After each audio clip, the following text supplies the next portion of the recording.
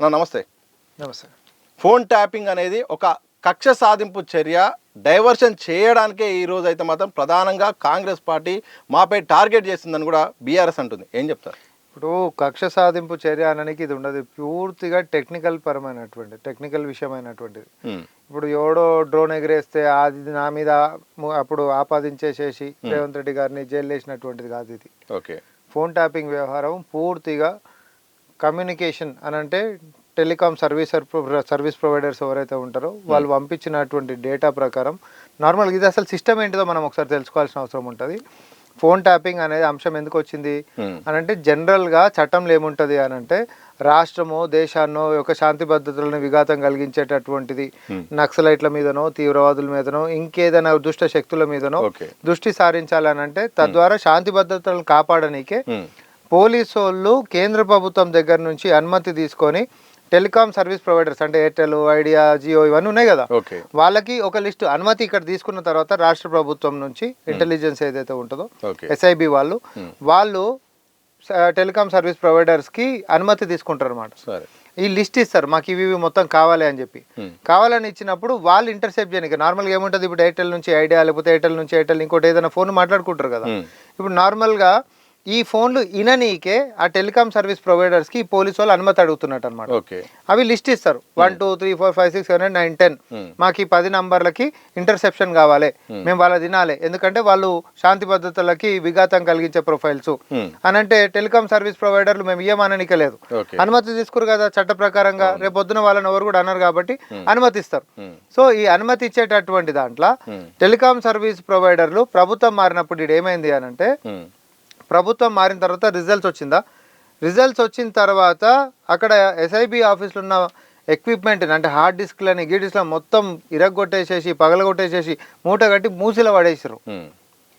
ఇప్పుడు చట్ట ప్రకారంగా చేసేటోడే అయితే నిజంగానే శాంతి భద్రతలకు పడేయాల్సిన అవసరమే లేదు, డేటా మొత్తం ఉంటుంది. 20-30 సంవత్సరాల నక్సలైట్లు దాలేదే ఉంటున్నటువంటి డేటా కూడా ఉండే, కానీ ఎందుకు ఇవన్నీ ఇరగొట్టేసిరు, ఎందుకు ఇవన్నీ నానా హంగామా చేసిరు, దాచిపెట్టేటటువంటి ప్రయత్నం చేసిరు, ఇవన్నీ ఎందుకు చేసిరు అని అంటాం. ఇది ఇక్కడ వరకు ఉండి హార్డ్ డిస్క్ ఏం లేకుండా పడేసేసారు. అలా డిలీట్ కూడా చేయాలి, డిలీట్ చేస్తాం మళ్ళీ రిట్రీవ్ చేస్తామని చెప్పి. కానీ వాళ్ళ దురదృష్టం ఏమైంది అని అంటే, ఇదే టెలికాం సర్వీస్ ప్రొవైడర్లు ఏవైతే లిస్ట్ వాళ్ళకి ఇస్తే అనుమతిస్తాయో ఆ లిస్ట్ అయిపోయిన తర్వాత మళ్ళీ అదే లిస్ట్ ప్రభుత్వానికి పంపించి మేము ఇవి డిలీట్ చేస్తున్నాం ఇక, ఎందుకంటే మా దగ్గర ఉంచుకోవద్దు అనేది ఒకటి ఉంటుంది. ఈ ప్రభుత్వం మారంగా లిస్టులు వచ్చినాయి మనకి. మీరు గతంలో మమ్మల్ని అనుమతి పొందినటువంటి ఈ లిస్టులు మొత్తం కూడా మేము డిలీట్ చేస్తున్నాం ఇక, ఇప్పుడు అవసరం లేదు కదా అని చెప్పి ప్రభుత్వానికి లిస్టులు వచ్చినాయి. ఈ లిస్ట్ వచ్చినప్పుడు ఏంద్రా అని చూస్తే వీళ్ళందరి పేర్లు ఉన్నాయి, ఒక 400 పైన మందిని ఇప్పుడు సిట్టు పిలిచిందా, వీళ్ళందరూ ఉన్నాయి. చట్ట ప్రకారం ఎవరి ఫోన్లు ఇంటర్సెప్ట్ చేయాలి, నక్సలైట్లదో, తీవ్రవాదులదో, లేకపోతే శాంతి భద్రతలు విఘాతం కల్పించేటటువంటిదో. వీళ్ళందరి పేర్లు ఎందుకుంటే రాజకీయ నాయకులు, పారిశ్రామికవేత్తలు ఉన్నారు, దాంట్లో ఏది జ్యుడిషియరీకి సంబంధించినటువంటి వాళ్ళు ఉన్నారు, వీళ్ళందరూ ఉన్నారు. వీళ్ళందరినీ కూడా సిట్టు పిలిపించింది కదా, పిలిపించి మాట్లాడినారు కదా. అయితే ఇక్కడ విషయం ఏంటిది అని అంటే, వీళ్ళు తీవ్రవాదులు కాదు, నక్సలైట్లు కాదు, లేకపోతే శాంతి భద్రతలకు విఘాతం కలిగించేటోళ్ళు కాదు, మరి వీళ్ళ ఫోన్లు ఎందుకు ఇంటర్సెప్ట్ చేసిర్రు అనేటటువంటి ప్రశ్న కాడికి మొదలైంది. దీనికి బలం చేకూరుస్తూ వీళ్ళు ఇవన్నీ పలగొట్టిపోయారు కావాలని. దొంగతనం చేసినప్పుడే కదా ఎవడైనా భయపడేది. ఎందుకు పలగొట్టిరు అని అంటే, వీళ్ళు కానటువంటి వ్యక్తులే కూడా అడ్డగోలుగా అందరు ఫోన్లు ట్యాప్ చేశారు కాబట్టి.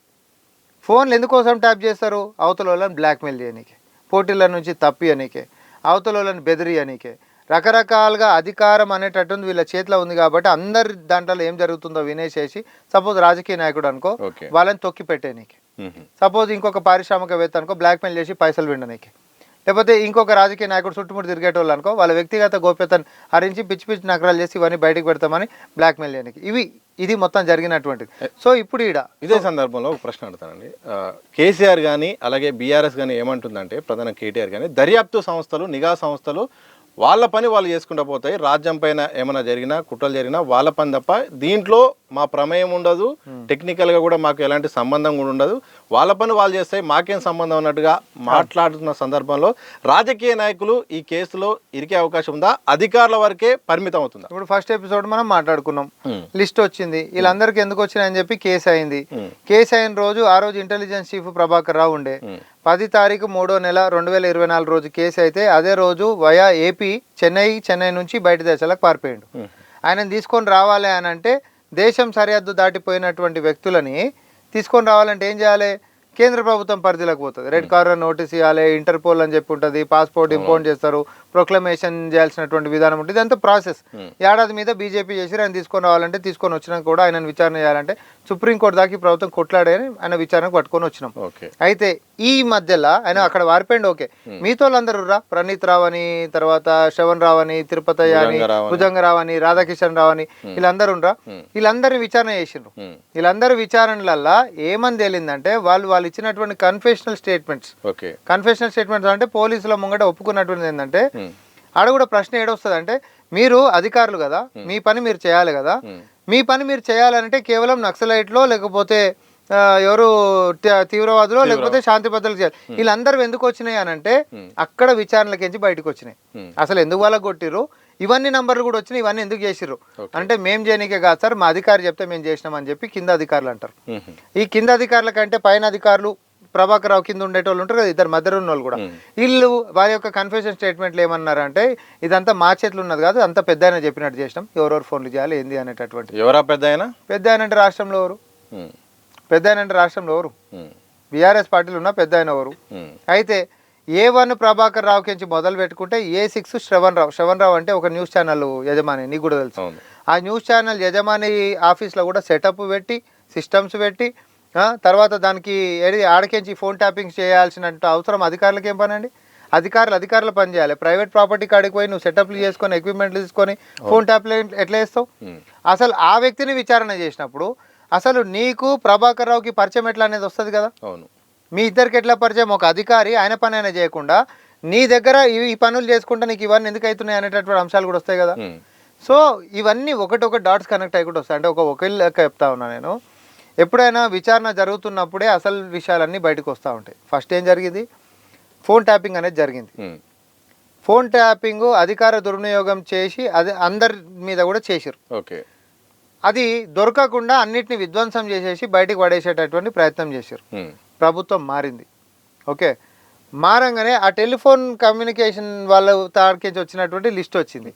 అది విచారణ మొదలు పెట్టగానే పగలగొట్టినాయి. తర్వాత ఇవన్నీ చిట్టా తీసినప్పుడు ఆ రోజు అధికారులు అవి ట్యాపింగ్ చేసేటటువంటి హక్కు ఉన్నటువంటి అధికారం ఉంటున్నటువంటి అధికారులు ఎవరైతే ఉంటారో అధికారులను మొత్తం కూడా విచారణ చేయడం మొదలుపెట్టినప్పుడు అలా తీగలాగితే డొంకంతా కదులుకుంటా విచారణలలో ఈరోజు రాజకీయ నాయకులు అధికారులు మాకేం ఇంట్రెస్ట్ ఉంటుంది సార్, మేము చేయనీకే పలానా వాళ్ళు చెప్తేనే చేసినాం అనేటటువంటి కన్ఫెషన్ స్టేట్మెంట్లలో వచ్చినటువంటి ఆధారంగా ఈరోజు రాజకీయ నాయకులను పిలుస్తా ఉన్నాం. నువ్వు ఇప్పుడు నాకు చెప్పు, కేటీఆర్ చెప్పినప్పుడు ఆ అధికారులు చేసేటటువంటి పని మాకేం సంబంధం అని అన్నావు.